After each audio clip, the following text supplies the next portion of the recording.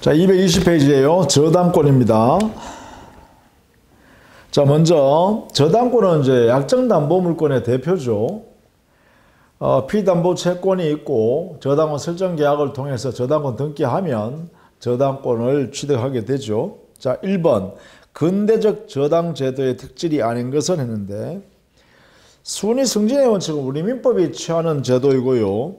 근대적 저당, 즉 유럽에서 19세기에 만든 저당 제도는요, 순위 확정의 원칙을 채택했습니다.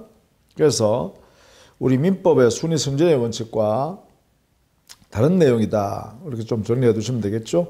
하단에 거기 해설 부분에 5가지 원칙을 정리했으니까 한번 봐두시면 좋겠습니다. 자, 그 다음에 2번 보겠습니다. 2번. 저당권에 관한 다음 설명 중 틀린 것을 냈죠. 1번. 저당권은 그 담보한 채권과 분리하여 타인에게 양도할 수 없다. 1번이 바로 부종성에 관한 이야기죠. 피담보 채권을 반드시 있어야 저당권이 존재할 수 있어요. 성립할 수 있어요. 따라서 피담보 채권과 저당권이 분리되어서는 존재할 수가 없습니다. 2번.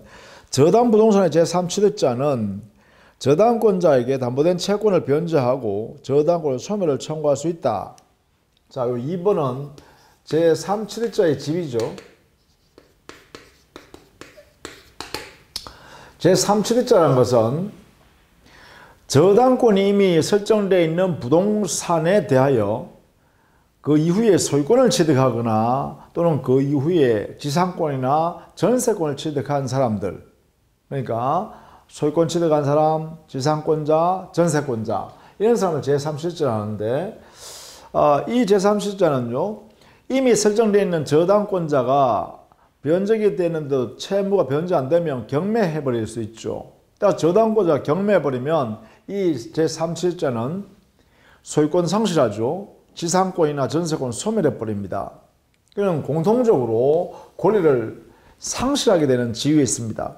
그래서 제3취득자 보호하는 보호 방법으로서 첫 번째, 우리 민법에서는 경매인 자격을 인정하죠. 그 다음 두 번째, 대위 변제를 할 수 있어요. 지금 이게 바로 2번 지문이죠. 채무자 대신해서 변제하고 자기가 지금 사용하고 있는 그 부동산 위에 있는 저당권을, 즉 선순위 저당권을 소멸시켜 볼 수 있다 이 말이에요. 이게 가능합니다. 그 다음 세 번째는 점유하여 사용하면서 제3취득자 들어갔던 비용들이 있죠. 이 비용은 저당권자의 경락 대금에서 우선 변제받는 그 우선 변제보다 이 비용 상환이 우선합니다. 비용 상환의 우선 특권이 있습니다. 우선 변제받을 수 있다 이 말이죠. 즉 이거는 저당권자의 우선 변제보다가 우선합니다. 변제 이거보다도 우선한다 이 말이죠. 이런 세 가지 제도에서 제3취득자를 보호합니다. 따라서 2번은 옳은 질문이죠. 3번. 지상권이나 전세권은 저당권의 목적이 될 수 있죠. 부동산이나 지상권, 전세권을 목적으로 해서 저당권을 설정할 수 있습니다. 이게 가능하죠. 그래서 답은 3번이 되겠네요. 자, 4번. 저당권으로 담보된 채권이 시효의 완성으로 인하여 소멸한 때 저당권도 소멸한다. 이것도 역시 부종성 때문에 그렇죠. 피담보 채권에 부종하여 성립하는 담보물권이다. 이런 뜻입니다. 4번. 지연배상에 대하여는 원래 이행기일 경과 후 1년분에 한하여 저당권을 행사할 수 있다. 이 5번에는 피담보 채권의 범위죠. 즉 저당권이 경매 시행돼서 경락 대금으로부터 우선 변제받을 수 있는 그 범위가 바로 피담보 채권인데, 그 피담보 채권의 범위는 우리 민법에 정해놨죠. 원본, 이자, 위약금, 손해배상, 지연배상인데요. 지연이자예요. 이 지연이자는 이행기 후 1년분에 한해서만 적용합니다. 이게 그 다음에 저당권 실행비용 이렇게 해서 5가지가 피담보채권에 들어간다. 근데 다만 여기 조심해야 될 것, 이 앞에 있는 원본 이자 위약금은 등기할 수 있고 등기하면 전부 우선 변제 효력을 받을 수 있죠. 그 다음에 손해배상 실행비용은 등기는 할 수가 없습니다. 등기할 수 없지만 피담보채권에 집어넣어서 우선 변제받는다 이렇게 하고 있죠. 자, 그래서 5번도 옳은 질문입니다. 5번에는 요 내용이죠. 피담보채권, 요 5번 문제에 가면 피담보채권에 관한 문제가 있죠. 옳지 않은 것은 했잖아요. 여기에는 3번 질문 보시죠. 지연이자는 원본의 이행기를 경과한 후 1년분에 한하므로 채무자는 1년분의 지연이자만 변제하면 족하다 했는데 요 1년분에 한한다라는 의미를 잘 이해해 두셔야 되는데 1년분에 한한다. 이것은 당해 경락대금에서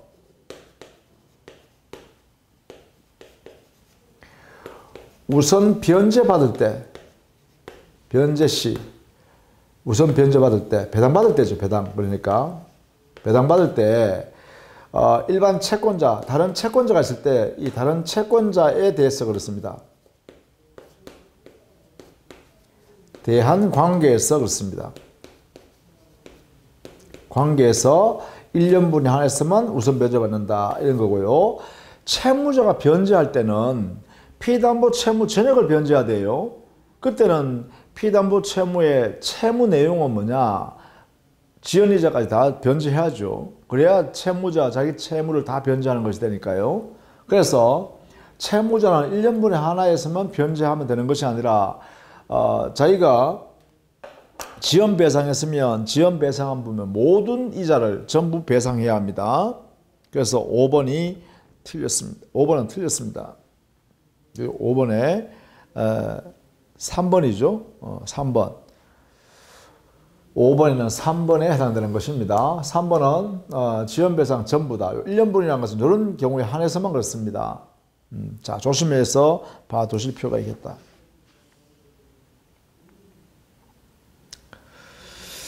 자, 그 다음에 7번 문제를 한번 보시죠. 7번. 저당권의 객체 및 효력에 관한 설명으로서 옳지 않은 것은 했죠. 자, 1번. 저당권은 원본이자 위약금, 채무령에 대한 손해배상을 담보하지만 저당권 실행비용은 등기하지 않은 한 담보되지 못한다 했는데 요게 저당권 실행비용 등기하지 않지만 피담보 채권에 집어넣어서 우선 변제받아 냅니다. 따라서 1번 틀렸습니다. 답이네요. 2번. 저당권은 부동산에 대해서뿐만 아니라 전세권, 지상권에 대해서도 설정할 수 있다. 그렇죠? 대상이다. 그죠? 3번. 근저당 설정 후 부동산 소유권이 이전된 경우 근저당 설정자인 종전 소유자도 피담보 채권의 소멸을 이유로 근저당 설정된 게 말소를 청구할 수 있다. 자, 당해 근저당 설정되어 있는 부동산이 양도된 후에 만약에 종전 채무자인 근저당 설정자였던 자가 변제해버렸다고 하면 이때는 계약 당사자 지위에서 저당권의 등기를 말소해달라고 청구할 수 있습니다. 말소 등기 청구권이 인정됩니다.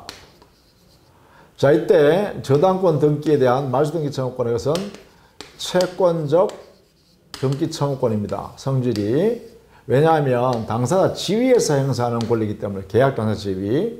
그렇죠? 그래서 그렇습니다. 누구가? 종전 저당권 설정자인 소유자예요. 이 사람이 채무자이기도 하죠. 돈 빌리는 채무자.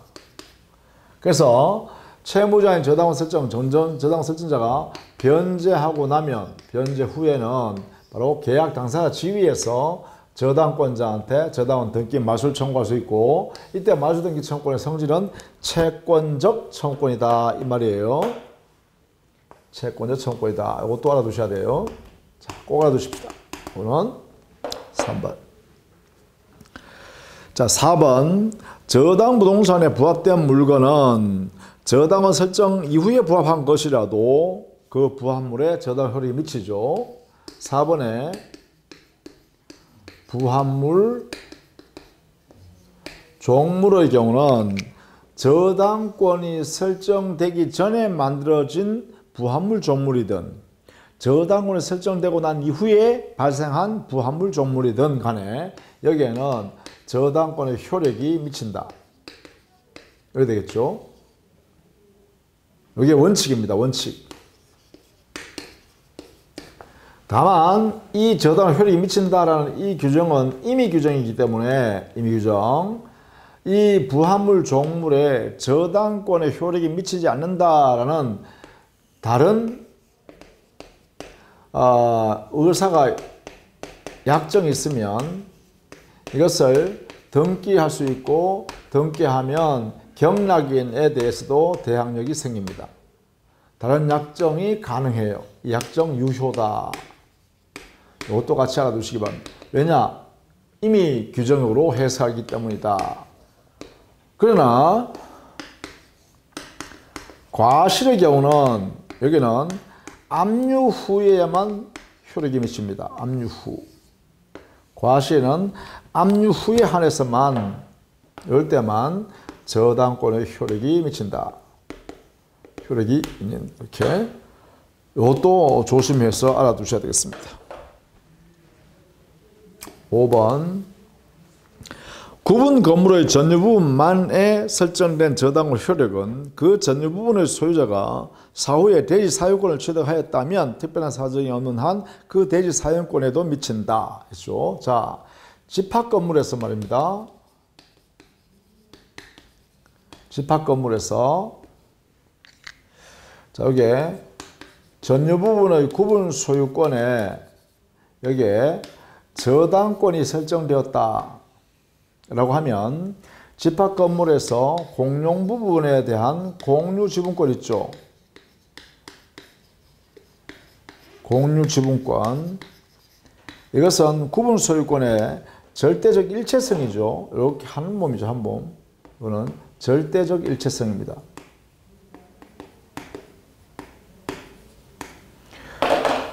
그 다음에 이 집합 건물이 놓여 있는 대지가 있죠. 대지.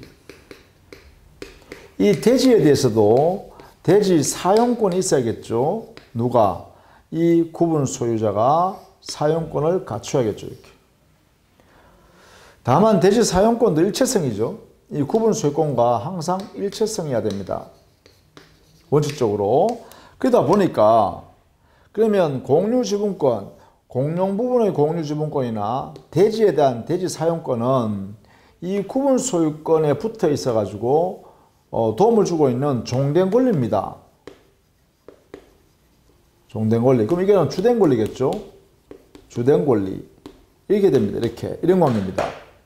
그렇다면 이 저당권의 효력은 주된 권리에 저당권의 효력이 미친다면 당연히 종된 권리에도 효력이 미친다. 이렇게 되겠죠. 따라서 공용부분의 공유지분권이나 대지에 대한 대지 사용권에도 저당권의 효력이 미친다. 이렇게 해야 됩니다.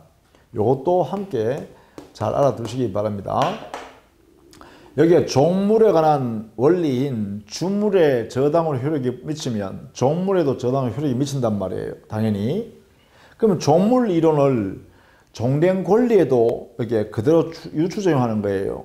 주된 권리에 저당권이 설정되어 있다면 그 저당권 효력은 주된 권리만 적용되는 게 아니라 종된 권리에도 당연히 그 효력이 미친다. 이렇게 해석한다는 것이죠. 자, 7번 문제는 두루두루 이렇게 정리를 좀 해 두시면 좋겠다. 그래서 대지 사용권도 종된 권리로서 그 저당 효력이 미친다. 이렇게 해석하면 좋겠습니다. 자, 10번. 저당권자에게 인정되지 않는 것은 했죠. 여기는 저당권이 침해당했을 때 이때는 당연히 저당권에 의한 물권적 청구권을 행사할 수 있죠. 의한 물권적 청구권, 물청을 행사할 수 있어요. 자, 이때 물청은 반환, 제거, 예방 청구권 세 가지 있지만 이 반환 청구권은 이 저당권에는 없습니다. 제거, 예방 청구권은 있지만 왜냐하면 저당권은 저당 목적물인 부동산을 직접 독점하여 점유할 수 있는 권한이 없죠. 즉 저당권은 저당물에 대해서 점유 권한이 될 수가 없습니다. 점유할 수 없으니까 돌려주고 할 수가 없겠죠. 따라서 방해 제거, 방해 예방 청구권만 인정된다. 이렇게 해석합니다. 그래서 거기에 3번 저당물 반환 청구권은 없다. 이렇게 해석해야겠죠. 자, 그 다음에 12번 문제를 한번 볼까요? 저당권에 관한 설명으로 옳지 않은 것은 냈습니다. 자, 1번 저당권 설정자는 채무자에 한하지 않고 제3자로도 무방하다. 원래 저당권 설정 계약을 하는데 이 설정 계약의 당사자는 저당권 설정자와 저당권자죠. 설정자와 저당권자입니다. 이때 저당권자는 원칙적으로 채권자이어야 되죠. 그런데 설정자는 반드시 채무자일 필요가 없죠. 제3자여도 무방하지요. 여기는 설정자. 이 제3자, 즉 저당권 설정자인 채무자 아닌 제3자로 우리는 물상보증인이라고 하고 계약 당사자가 될 수 있다. 이런 이야기죠. 따라서 1번은 옳은 질문. 자, 2번. 저당권은 채권 담보를 위한 것이므로 채권자와 저당권자는 저당권의 부수성의 원칙상 동일해야 하고 채권자 아닌 제3자 명의로 이루어진 저당권 설정 등기는 언제나 무효이다 했는데, 자, 여기에 저당권자는 채권자여야 합니다. 이게 원칙입니다. 원칙인데 여기에 우리 판례가 제3자가 저당권의 등기 명인이 될 수 있다. 가능 이렇게 놨어요. 제3자가 등기 명인. 원래는 채권자가 저당권자가 돼야 되잖아요. 이렇게 그죠?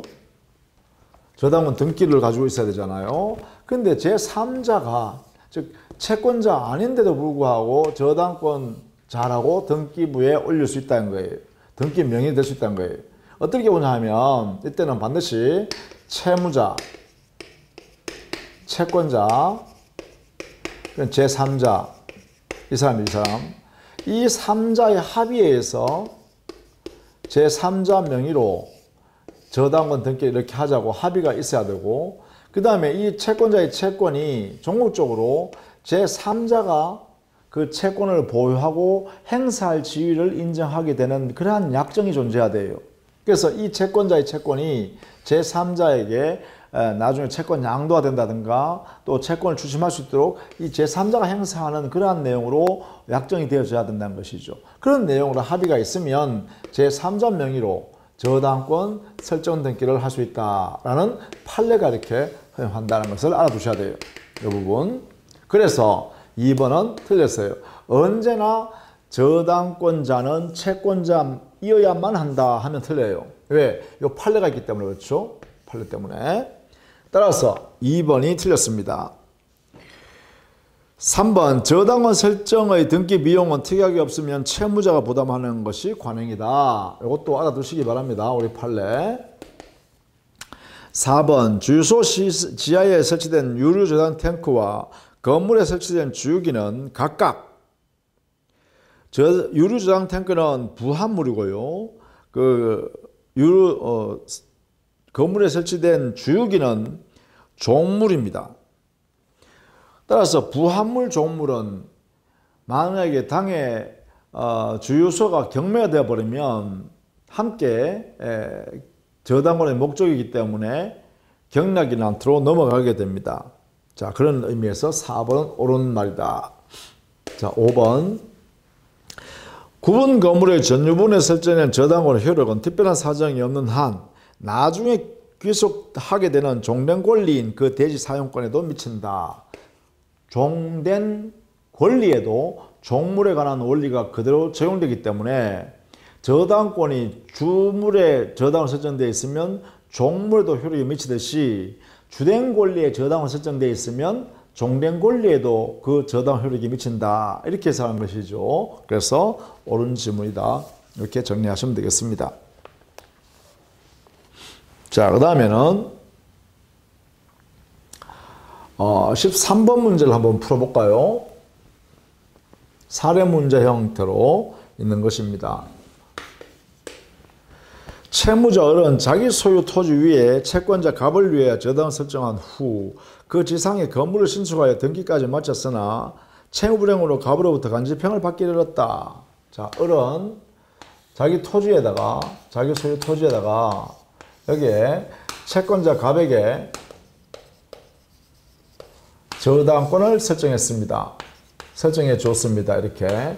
그러면 이때 이 토지는 나지죠.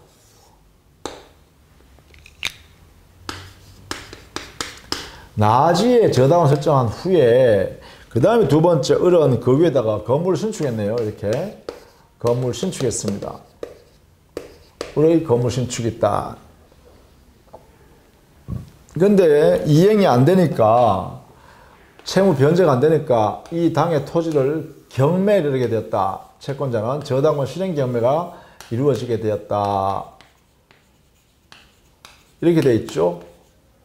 자, 여기에서 이제 우리는 옳지 않은 것은 했는데요. 기본적으로 나지에 저당권을 설정하고 그 다음에 나지 위에 있는 건물 소유자, 즉 저당권 설정자인 토지 소유자가 건물을 신축했다라고 하면 여기는 기본적으로 을은 여기 저당권자는 토지만 경매할 수도 있고 경우에 따라서는 토지와 건물을 함께 경매할 수도 있죠. 이것을 일괄경매라고 하죠. 이것을 일괄경매도 가능합니다. 자, 이것을 선택할 수 있다는 걸 알아두셔야 돼요. 이렇게. 자, 갑이라는 사람, 저당권자는 저당권 행사를 토지만 경매하거나 토지와 건물을 함께 경매하는 일괄경매를 선택할 수도 있다. 이런 걸 알아두셔야 되죠. 자, 보겠습니다. 1번. 갑은 토지의 경매 대금만으로 충분한 변제를 받을 수 있더라도 그 지상 건물까지 일괄 경매를 할 수 있다. 이거죠. 일괄 경매권입니다.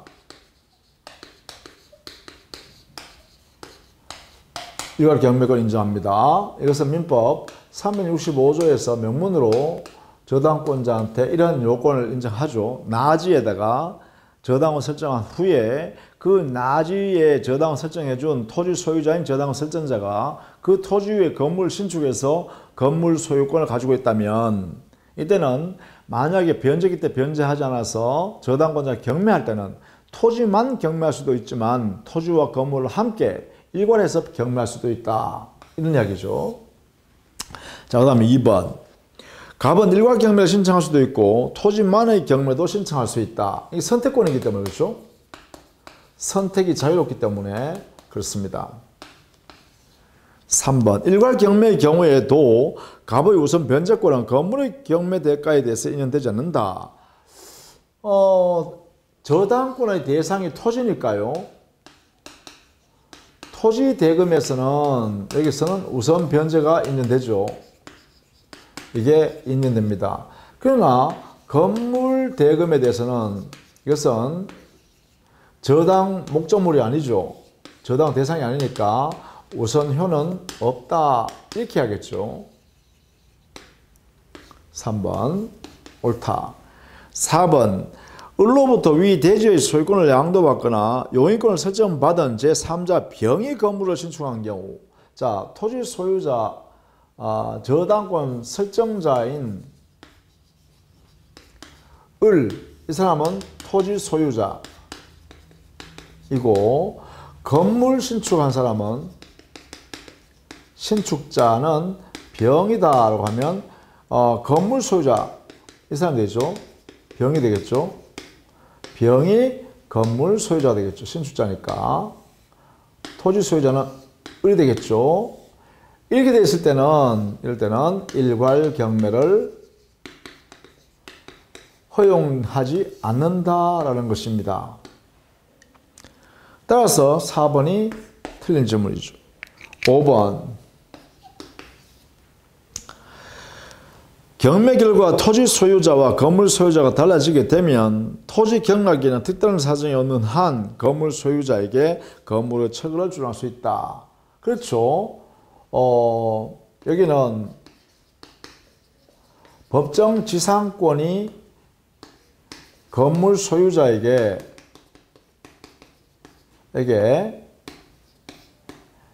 부정됩니다. 이게 인정되지 않습니다. 그러면 건물 소유자는 토지 사용권 자체가 없다. 따라서 건물을 철거해야 한다. 이렇게 되겠죠? 건물 철거해야 합니다. 그래서 5번은 옳은 질문이다. 이렇게 되겠죠? 자, 14번에 물상대위란 것은 물상대위. 당의 저당 목적물이 멸실 훼손으로 인하여 저당권 설정자가 그 물건의 가치 변형물로서 돈 받을 금전 채권을 취득했을 때 그 저당권 설정자가 취득한 권리를 압류해 두면 그 압류된 권리 위에 저당권이 존속하는 것을 우리는 물상대위성이라고 그러고, 그 압류되어 있는 상태에서 저당권자가 우선 변제권을 그 저당권 설정자가 가지고 있는 권리를 행사하는 것을 우리는 물상대위권 행사다 이렇게 하죠. 따라서 옳은 것은 4번 보시죠. 저당권자는 저당 목적물의 소실로 인하여 저당권자가 취득한 화재보험 청구권에 대하여 물상대위를 행사할 수 있다. 자, 여기 4번에는 거기에 4번 지문을 조금 고쳐야겠네요. 14번에 4번 저당권 4번 정답을 한번 보시죠. 앞에 저당권자는 저당 목적물의 소실로 인하여 저당권 설정자가 취득한 이렇게 해야 됩니다. 저당권자는 저당 목적물의 소실로 인하여, 소실이라는 것은 화재로 인하여 당의 그 목적물이 다 타버렸다는 것이죠. 인하여 여기에 쓰세요. 저당권 설정이라는 단어가 빠졌습니다. 설정자. 이게 설정자가 취득한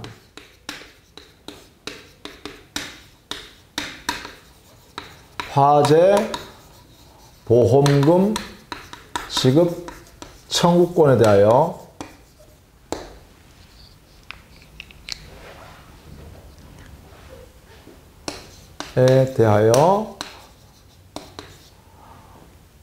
물상대위할 수 있습니다.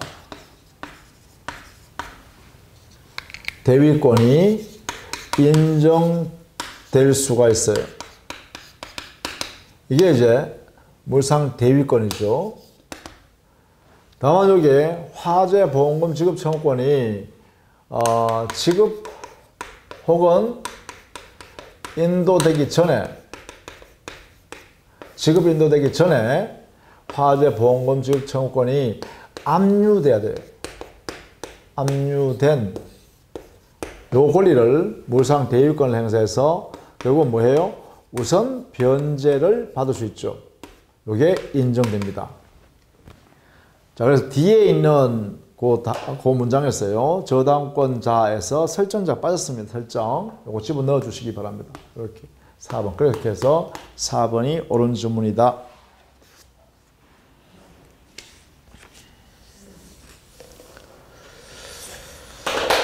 자, 그 다음에 17번 문제로 가볼까요? 17번 문제는 366조의 법정지상권에 관한 문제네요.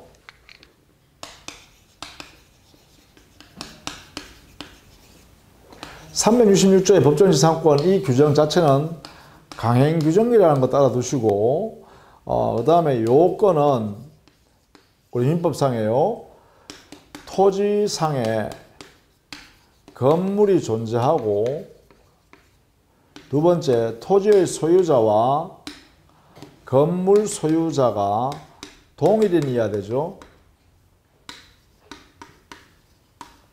자, 이런 상태에서 토지나 혹은 건물의 저당권이 설정되었다.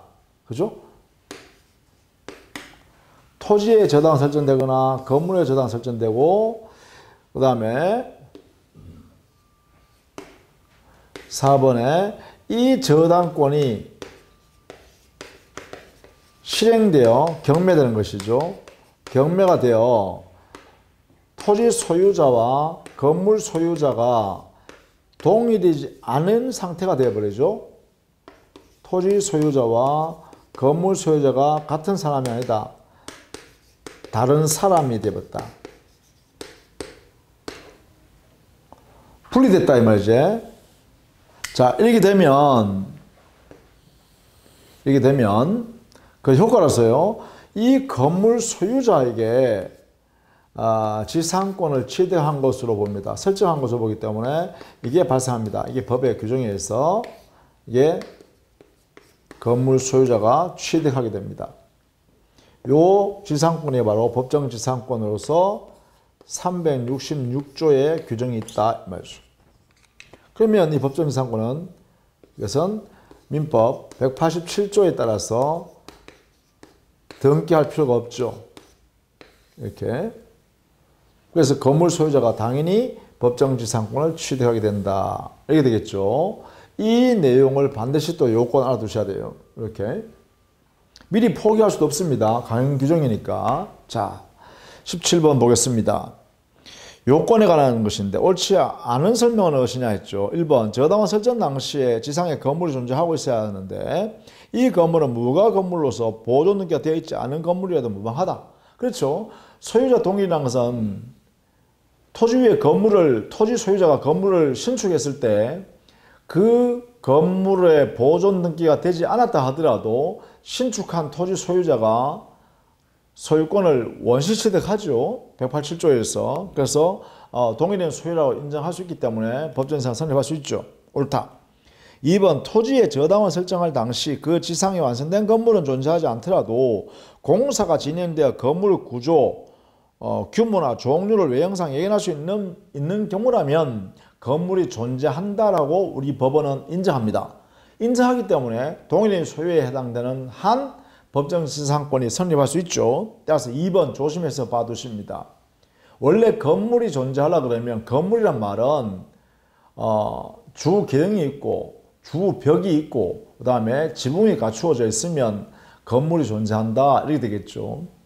그러나 건물이 아직 건물 자체가 완성되지 않고 신축하는 과정에 있다면 아직 건물은 완성되지 않았으니까 건물이 존재한다고 말할 수 없겠죠. 그러나 우리 판례는 이런 범위 안에서 건물의 규모와 그 다음에 진행의 정도를 봐서 종류를 예견할 수 있을 정도로 진행되었다면 완성되지 않은 건물이라도 건물이 존재한다고 인정한다 이런 이야기입니다. 3번 토지 및 그 지상 건물의 공동저당이 설정된 후 그 지상 건물이 철거되고 새로 건물이 신축된 경우에 저당물의 경매를 인하여 토지와 그 신축 건물의 소유자가 달라지면 그 신축 건물에 대해서는 법정 지상권이 허용되지 않는다는 것이 판례입니다. 요 3번 지문은 반드시 여러분이 익혀두셔야 됩니다. 암기해 두셔야 됩니다. 토지와 건물, 그 토지 위에 있는 건물에서 토지와 건물에 각각 저당을 설정하여 취득한 채권자인 공동저당권, 토지와 건물에 저당을 설정하여 공동저당을 취득한 때는 그 이후에 건물을 철거하고 신축한 건물을 지었다 하더라도 그 신축한 건물에 대해서는 법정지상권이 허용되지 않는다는 것이 판례입니다. 그 취지는 뭐냐면 공동저당권자를 보호하기 위해서입니다. 자, 3번 꼭 알아두시기 바랍니다. 틀렸죠. 그래서 공동저당에 있어서는 토지와 건물의 공동저당권에서는 건물을 멸시시키고 다시 건물을 신축한 경우에는 법정지상권을 인정하지 않습니다. 4번 저당원 설정 당시에 소유자가 동일하면 그 후에 토지와 건물이 다른 소유자에게 속하더라도 역시 366조 적용된다는 것이 판례입니다. 저당원 설정 당시에 토지 위에 건물이 존재하고 있는 상태였다라고 하면 그 이후에 토지나 건물이 소유자가 바뀌더라도 역시 저당권 실행이 이루어지면 이때는 366조의 법정지상권이 성립한다라는 것입니다. 자, 5번 경매로 토지와 건물의 소유자가 달라지게 될 경우에 있어서 있어야 하는데 여기서 경매는 담보권 실행 경매만을 말합니다. 즉 저당권 실행이라든지 그죠? 가등기 담보권 실행이라든지 등 경매 실행으로서의 경매가 있을 때 담보권 실행 경매에 해당될 때 366조가 적용된다라는 것입니다. 자, 그 다음에 18번 문제인데요. 저당권 침해에 대한 구제책이죠.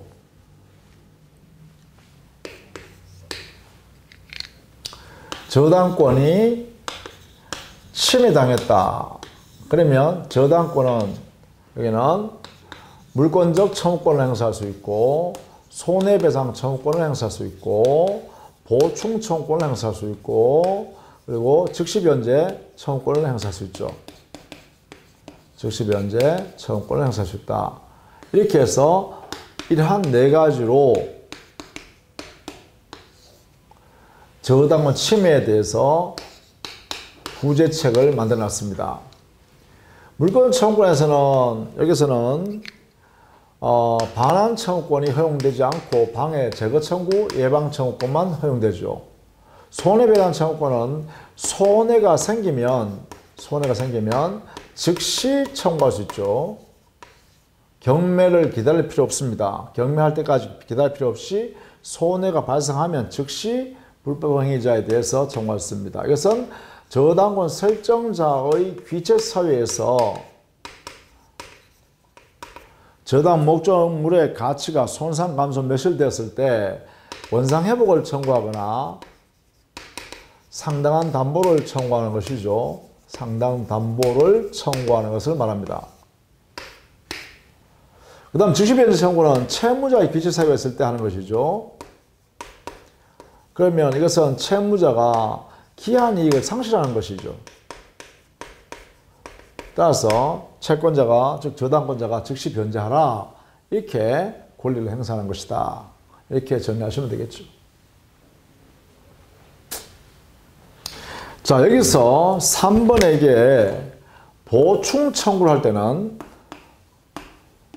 보충을 청구할 때는 이거와 함께 손해배상을 청구할 수 없고 이거와 함께 즉시 변제를 청구할 수가 없습니다. 보충 청구권을 행사할 때는 행사 시에는 이때는 손해배상 청구권이나 즉시 변제 청구권을 함께 행사할 수는 없다. 보충을 받아버리면 손해가 안 생기니까 그렇죠?